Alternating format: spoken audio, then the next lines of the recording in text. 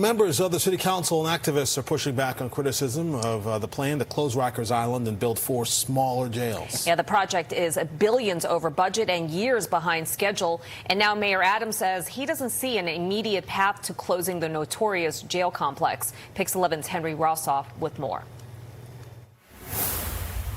The construction site behind me is supposed to be one of the new smaller borough-based jails. It was a plan that originally was supposed to cost $8 billion. It's now projected to cost $16 billion and won't necessarily even house everyone in the city's jail system.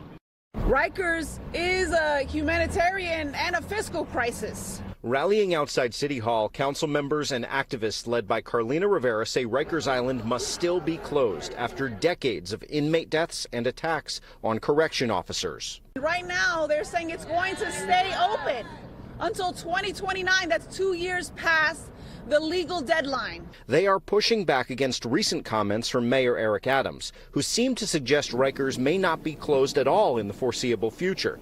He says the new borough-based jail plan has become too costly, with too little capacity, and does not address the mental health challenges plaguing the city's jail system. So we're going to spend $16 billion, build 4 more jails that cannot hold the population of those who are inside. More housing, less jail. But advocates for closing Rikers say there are solutions the mayor and the court system should be undertaking, especially with what has happened during the last month and a half. We've seen the death of 5 people who passed away in city custody. At a city council hearing Wednesday, the Independent Commission on Rikers suggested a 12-point plan to get the closing back on track.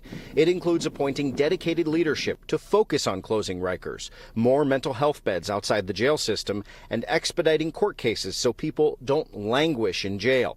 As for the eye-popping price tag, we pay one way or the other. The plan that we laid out over time would save the city $1.2 billion. It will cost to build, but here's the reality. We pay in lives lost. We pay $400,000 a year per person to incarcerate them in New York City jails. As an alternative to the current plan, Mayor Eric Adams has floated the idea of building a state-of-the-art mental health facility instead of the borough-based jails. 57% of those on Rikers do suffer from mental illness, but he really hasn't fleshed out that plan or begun any substantive conversations with the city council, which would need to approve such a pivot. In Lower Manhattan, Henry Rossoff, Pix 11 News.